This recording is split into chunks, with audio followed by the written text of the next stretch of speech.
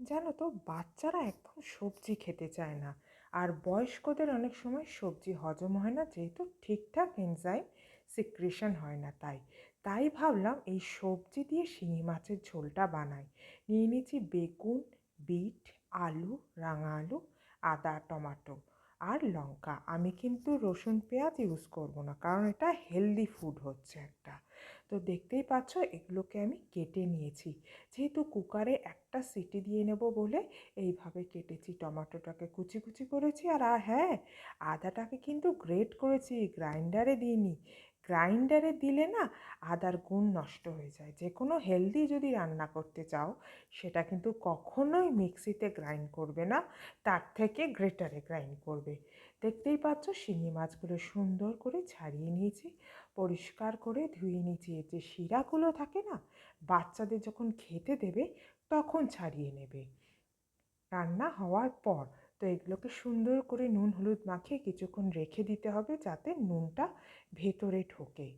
তারপর আমি সবজিগুলোকে নিয়ে নেব এবং একটা সিটি দেওয়ার জন্য একটু নুন দিয়ে, স্বাদ মতো নুন দিয়ে সেদ্ধ বসিয়ে দেব। কিছুটা রান্নাটা এগিয়ে থাকবে। আর বেগুনটা দিও না, বেগুনটা সরিয়ে রেখে দিয়েছি। তো কড়ায় তেল গরম করেছি। এবার তেলটা ভালো মতো গরম হলে শিঙি মাছগুলো একটা একটা করে খুব সাবধানে ছাড়তে হবে। কেন বলো তো, শিঙি মাছ না বড্ড ফাটে, তাই চাপা দিয়ে দিয়েছি আমি। যদিও ফোসকাতে আমি খুব একটা ভয় পাই না, ওটা অভ্যস্ত আমি। তো বেগুনগুলো ওই মাছ ভাজা হয়ে গেলে ভেজে নিলাম সুন্দর করে। তাতে কী হবে, স্বাদটা ভালো লাগবে। এবার তেলে সাদা জিরে দিয়ে টমাটোগুলো ভালো করে কষে নিয়েছি, যাতে টমাটোগুলো খুব ভালো করে সেদ্ধ হয়ে যায়। এতে একটু নুন দিয়ে দিতে হবে, সামান্য কিন্তু। এরপর ওই তেলের মধ্যে আদাটা দিয়ে দিতে হবে। তারপর আবার দুটোকে সমানভাবে কষতে হবে।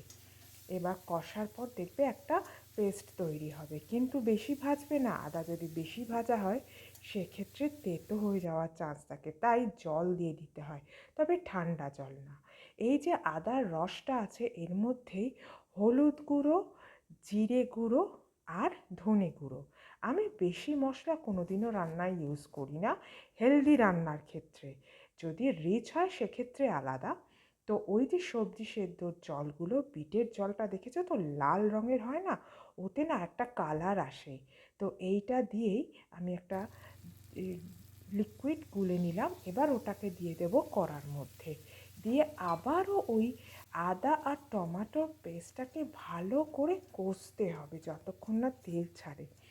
এরপর তুমি কিছুক্ষণ কষার পর, যেহেতু ওটা একটা একটা পেস্ট মতো হয়ে গেল, তো এর মধ্যে সবজিগুলো দিয়ে দিতে হবে। তারপর আবার একটু কষে নিয়ে তাতে সবজির জলটা দিয়ে দিতে হবে।